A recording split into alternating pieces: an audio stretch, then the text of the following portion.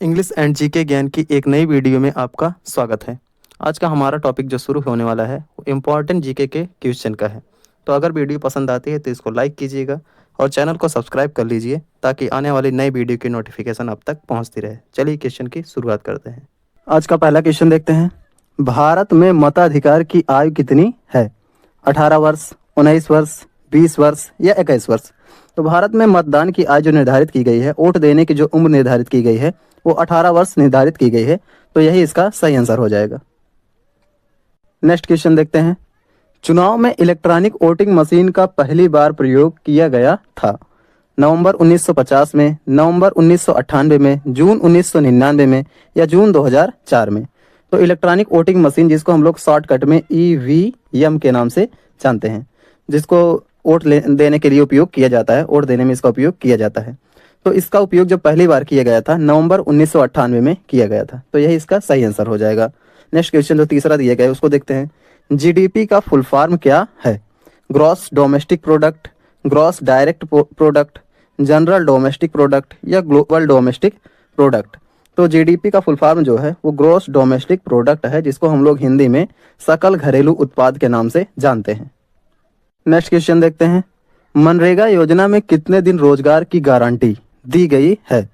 100 दिन, 200 दिन, 300 दिन या 400 दिन? तो मनरेगा एक प्रकार की योजना लाई गई थी गांव में रोजगार को बढ़ाने के लिए, ताकि लोगों को रोजगार दिया जा सके। तो इसके लिए मनरेगा की शुरुआत की गई थी, जिसमें कम से कम वर्ष भर में 100 दिन रोजगार की गारंटी दी जाती है। तो ये वाला ही इसका सही आंसर हो जाएगा। आज का नेक्स्ट क्वेश्चन देखते हैं। निकट दृष्टि दोष के निवारण में कौन सा लेंस प्रयोग होता है? अवतल लेंस, उत्तल लेंस, समतल लेंस या उत्तल और अवतल दोनों लेंस का उपयोग किया जाता है? तो निकट दृष्टि दोष जो होता है, इसमें जो होता है निकट की वस्तुएं तो स्पष्ट दिखाई देती हैं, लेकिन दूर की वस्तुएं स्पष्ट नहीं दिखाई देती हैं। तो इसके निवारण के लिए हम लोग अवतल का उपयोग करते हैं, क्योंकि इसको याद करने का ट्रिक जो है निकट है। मतलब निकट का अगर संधि विच्छेद किया जाए तो इसमें आ आता है, निक धन अट। इसको इस तरह से समझ सकते हैं हम लोग। तो जो निकट का संधि विच्छेद होगा, निकट धन अट होगा, तो इसमें अवतल लेंस का उपयोग किया जाता है। यही इसका सही आंसर हो जाएगा। अगला महत्वपूर्ण प्रश्न देखते हैं। अम्ल का जलीय विलयन नीले लिटमस को किस रंग में बदल देता है? लाल रंग में, हरा रंग में, गुलाबी रंग में या फिर पीला रंग में?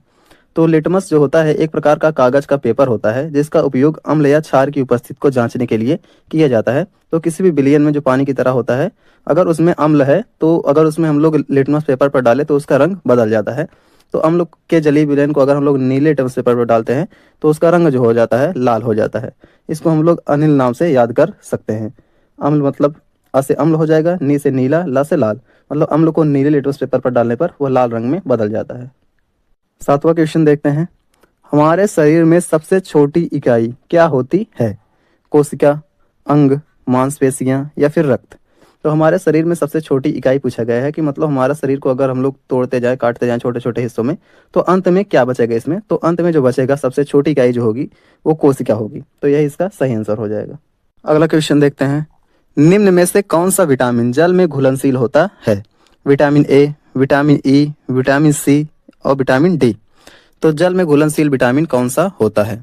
तो अगर जल में घुलनशील विटामिन का नाम याद करना होगा तो इसमें सिर्फ बी और सी ही जल में घुलनशील होते हैं। तो इसमें से सी वाला दिया गया है। तो यही इसका सही आंसर हो जाएगा।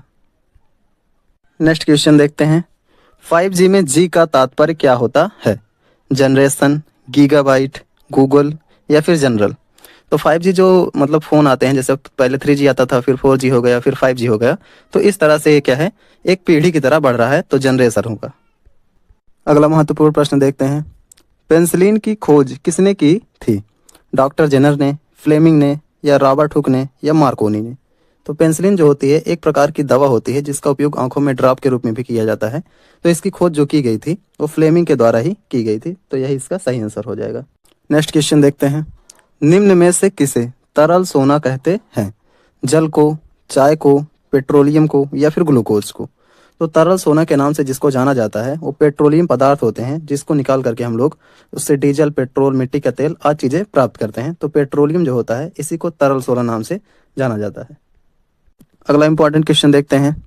उल्टा झंडा किसका प्रतीक होता है? शांति का, विरोध का, संकट का या फिर शोक का? तो उल्टा झंडा कब लगाया जाता है? जब संकट का समय आ जाता है देश पर, कोई मुसीबत आ जाती है देश पर, तो उल्टे झंडे का उपयोग किया जाता है। तो यही हमारा सही आंसर हो जाएगा। भारत के झंडे में जो रंगों का क्रम है, ऊपर केसरिया पड़ता है, उसके बाद मध्य में आ जाता है सफेद रंग का, फिर सबसे निचले स्तर पर हरे रंग का पड़ता है। तो अगर इसको उल्टा कर दिया जाए तो यह माना जाएगा कि देश पर संकट का समय आ गया है। अगला इंपॉर्टेंट क्वेश्चन देखते हैं। विश्व पर्यावरण दिवस कब मनाया जाता है? 5 जून को, 5 सितंबर को, 10 अप्रैल को या 10 जनवरी को? तो विश्व पर्यावरण दिवस जो मनाया जाता है वो 5 जून को मनाया जाता है। यह इसका सही आंसर हो जाएगा। दिवस से संबंधित क्वेश्चन भी हमारे एग्जाम में प्रायः पूछे जाते हैं, तो इसको भी तैयार कीजिए। नेक्स्ट क्वेश्चन देखते हैं। फ्यूहरर किसका उपनाम है? हिटलर का, महात्मा गांधी का, चाणक्य का या प्लूटो का? तो जो उपनाम होता है इसको हम लोग उपाधि के नाम से भी जानते हैं, जो नाम के पहले या नाम के बाद में लगाया जाता है। जैसे महात्मा गांधी में अगर हम लोग देखें तो महात्मा जो लगाया गया शब्द ये उपनाम है। तो फ्यूहरर का मतलब होता है जनता का नेता, तो इसका ये हिटलर का उपनाम है। आज का अगला क्वेश्चन देखते हैं। विश्व का सबसे बड़ा महाद्वीप कौन सा है? एशिया, ऑस्ट्रेलिया, यूरोप या फिर अफ्रीका? तो महाद्वीप का मतलब होता है जमीन का एक बहुत बड़ा टुकड़ा। तो एशिया जो है यही सबसे बड़ा महाद्वीप है, जिसमें हमारा भारत भी स्थित है। और अगर सबसे छोटे की बात की जाए तो ऑस्ट्रेलिया जो है वो विश्व का सबसे छोटा महाद्वीप है। अगला प्रश्न देखते हैं। कॉकरोच के हृदय में कितने कक्ष होते हैं? 11, 12, 13 या फिर 14? तो कॉकरोच जो होता है उसके हृदय में जो होते हैं 13 कक्ष होते हैं। जबकि अगर मनुष्य के हृदय की बात की जाए तो इसमें 4 कक्ष ही होते हैं, जिसमें 2 आलिंद और 2 निलय होते हैं। तो यहाँ पर कॉकरोच का पूछा गया है तो 13 कक्ष होते हैं। नेक्स्ट क्वेश्चन देखते हैं। वायुमंडल कितनी ऊंचाई तक उपस्थित है? 1000 किलोमीटर, 2000 किलोमीटर, 3000 किलोमीटर या फिर 4000 किलोमीटर? तो वायुमंडल की जो ऊंचाई मानी जाती है, जो सामान्यतः सबसे ज़्यादा मान्य है, वो 1000 किलोमीटर तक मानी जाती है। कहीं कहीं पर 10,000 किलोमीटर भी दिया जाता है, लेकिन 1000 किलोमीटर जो है ये सबसे ज़्यादा मान्य है। तो यही इसकी ऊंचाई हो जाएगी। आज का अगला इंपॉर्टेंट क्वेश्चन देखते हैं। भारत में केंद्र सरकार की ओर से करेंसी नोट कौन जारी करता है? SBI, RBI, PNB या फिर BOB?